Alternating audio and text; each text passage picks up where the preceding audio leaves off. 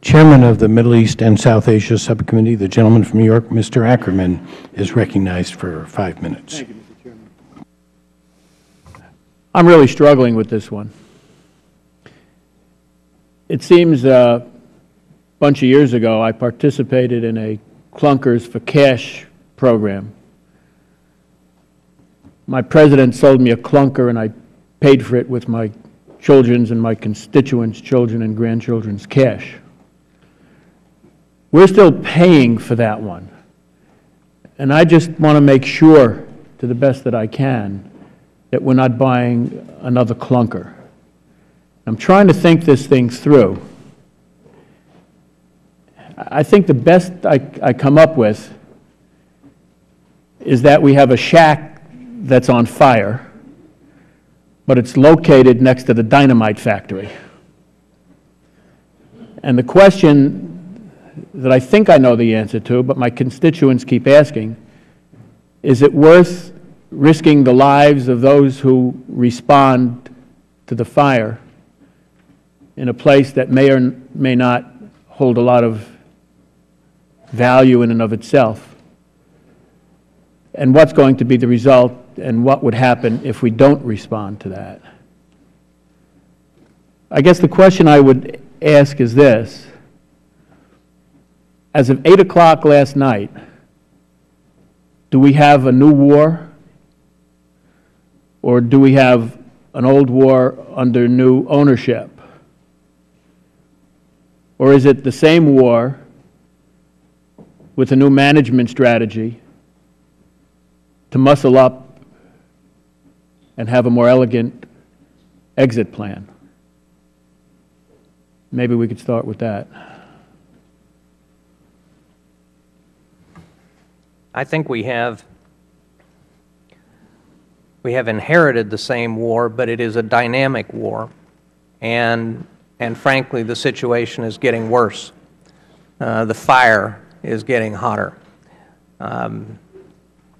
The situation in Pakistan, as we have seen in the last year or so, a number of terrorist bombings, a clear intent on the part of al-Qaeda to work with the Taliban in Pakistan to destabilize the government of Pakistan with nuclear weapons and a much larger population.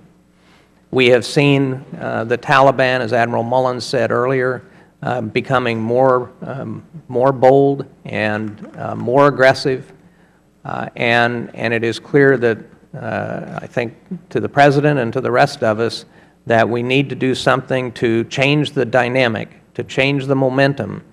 And what I think the President has done is narrowed the mission. One of the concerns we had coming out of March, one of the concerns that I had, was that those decisions were interpreted by many as saying, well, we're going into full-scale nation building and we're going to try and reestablish or establish a strong central government in Kabul.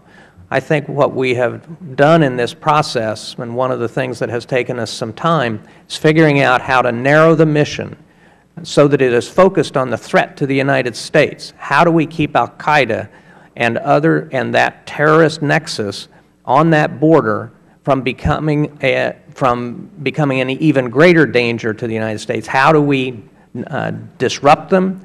How do we dismantle them? How do we defeat them? And the conclusion is we must stabilize the security situation in Afghanistan first. We don't need to build a 21st century country in Afghanistan to accomplish that objective. And so the purpose, I think, of what the President has announced is to narrow our mission, focus it on our security, and as well the future of both Afghanistan and Pakistan.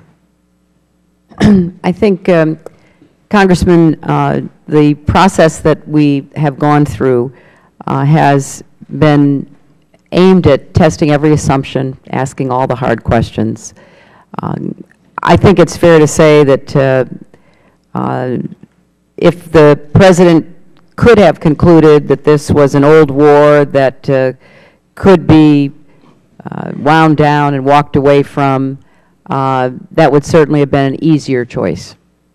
He is, as we all are, well aware of the political and the economic and the loss of young men and women that this decision presages. But the dynamite factory is there, and unfortunately, it's been stocked with even more dynamite in the last couple of years, and therefore we think we have to address it.